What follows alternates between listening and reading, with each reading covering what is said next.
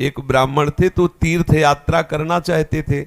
उनके लड़के थे पर उनकी ज्यादा आज्ञा नहीं पालन करते थे, तो सोचा कि बूढ़ा अकेले तीर्थ यात्रा कैसे कर पाऊंगा। तो एक गरीब ब्राह्मण का लड़का था, उससे कहा कि भैया तू इधर उधर नौकरी के लिए भटकता, अगर तू मुझे तीर्थ यात्रा करवा दे तो मैं तेरे खान पान की व्यवस्था और धनराशि भी दे दूंगा। ब्राह्मण ने कहा चलो अच्छा है, आपके साथ तीर्थों का भी दर्शन होगा। तो जहां जहां जाना चाहते थे उन जवान ब्राह्मण बूढ़े ब्राह्मण को ले गया, तीर्थ दर्शन कराती हो। जब ब्रज धाम आया तो उसको बहुत बुखार आ गया बूढ़े को। उसने बहुत सेवा की, जैसे मतलब माता अपने बच्चे की सेवा करती है, ऐसे सब सेवा की उस जवान ब्राह्मण ने। बड़ा द्रवित हुआ बूढ़ा ब्राह्मण, धनी ब्राह्मण था वो। तो गोपाल जी के दर्शन जब करने गया तो उसने कहा बेटा तुमने बहुत सेवा की है, तुम्हें क्या दे सकता हूं। मेरे एक बेटी है, बहुत सुंदर है बेटी, और बहुत धन संपत्ति है, मैं तुम्हें दूंगा। बोले देखो बाबा तुम तो यहां बोल रहे हो, घर में तुम्हारे जवान लड़के हैं, हमारी पिटाई करेंगे। बोले हम गोपाल जी को साक्षी करके कहते हैं कि अपनी बेटी का ब्याह तुम्हारे से करवा दूंगा और संपत्ति भी दूंगा। बात हो गई। तीर्थ यात्रा करवा के जब घर पहुंचा तो बूढ़े की हिम्मत नहीं कि बात कर सके लड़कों के सामने, क्योंकि बेचारा गरीब ब्राह्मण का लड़का। महीना भर सोचता रहा कि कभी न कभी तो सूचना दे, वो तो सूचना नहीं। तो घर गया उनके और बोला देखो बाबा आपने कहा था कि तुम्हारा, तो लड़कों ने धक्का लगाया और दो चार थप्पड़ लगाए कि तेरी सामर्थ्य क्या है कि तू मेरी बहन से ब्याह करने की बात सोच सके। बोले नहीं बाबा ने कहा था। अब लड़कों की वो स्वरूप देख करके बाबा बदल गए। उनका हमें नहीं याद है कि हमने कुछ कहा था।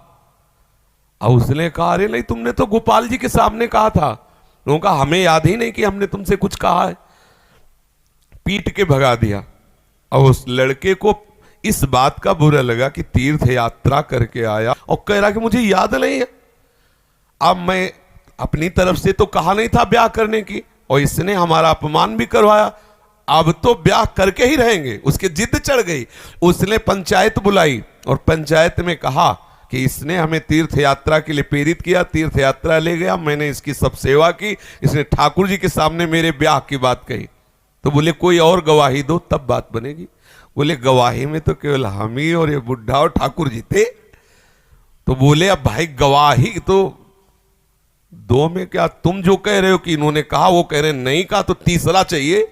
वो तीसरे में तो ठाकुर जी थे। तो बोले अगर गवाही दे दें तो ब्याह हम जबरदस्ती करवा देंगे। पंचायत पहले लगती थी गांव में, जैसे होता है ना न्यायालय, तो छोटा मोटा न्यायालय समझो गांव का, पंच लोग जो निर्णय कर देते थे फिर वही होता था। तो बुढ़े से कहा तो बुढ़ा राजी हो गया, क्योंकि उसे पता था गोपाल जी थोड़ी आएंगे। उसने कहा अगर गोपाल जी कह दें पंचों के बीच में आके कि हाँ हमारे सामने ब्याह की बात हुई थी, तो अब किसी की बात नहीं मानेंगे, हम ब्याह कर देंगे। लड़के भी राजी हो गए, क्योंकि सबको पता था कि कोई ठाकुर जी मूर्ति थोड़ी चल के आएगी। और उसने मूर्ति नहीं माना था, उसने साक्षात ठाकुर जी माना था। आया वृंदावन और ठाकुर जी का शयन हो गया था। अब वहां से अब वो बहुत परेशान कि अब कल तक हम रुके फिर ठाकुर जी से बात करें, तो ऐसा।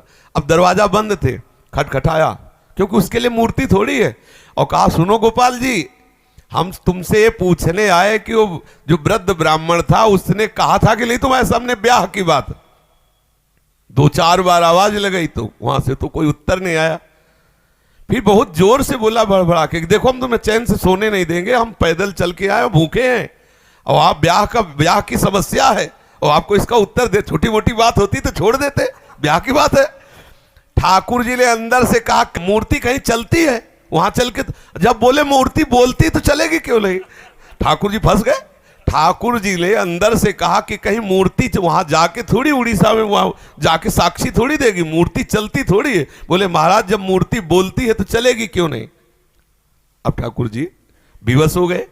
ठाकुर जी बाहर निकल के आए और सब सेवक लोग सुला के गए थे। समझो कितना भाव में दम है। उसने देखा बहुत सुंदर गोपाल जी साक्षात ठुमुक ठुमुक कर करके आए, नौ किशोर। बोले देखो हम चलने के लिए तुम्हारे भाव के कारण राजी तो है, लेकिन भोग राग की व्यवस्था, क्योंकि हम वृंदावन के ठाकुर, हमें तो चक माल चाहिए, हमको चना चवेना में तो रुकने वाले हैं नहीं, रबड़ी गुलाब जामुन ये सब चक्क चाहिए। तो बोले देखो कुछ रुपया तो है, अब शादी का चक्कर, इसलिए व्यवस्था तो तुम्हारी बनाएंगे ही हम। तो बोले कैसे चलोगे? बोले चलेंगे तो हम पैदल ही, आगे आगे तुम चलना, पीछे पीछे हम चलेंगे, थोड़ी थोड़ी देर में कुछ भोग लिए रहना, हमको भोग लगा देना। बोले अब हम चले और तुम आ रहे हो कि नहीं आ रहे हो ये मुझे कैसे पता चलेगा?